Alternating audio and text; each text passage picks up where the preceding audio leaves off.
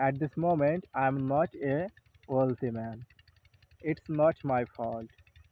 But if I don't attempt to make myself great, if I don't become a rich man after several years later, it would be my fault because this time I have lots of opportunity to enhance my skills, to learn new skills every day.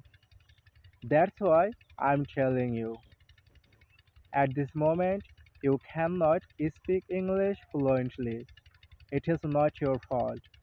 But this time, you have opportunity to learn spoken English.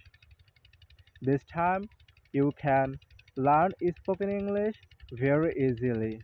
But if you don't do that, after several months later, it must be your fault.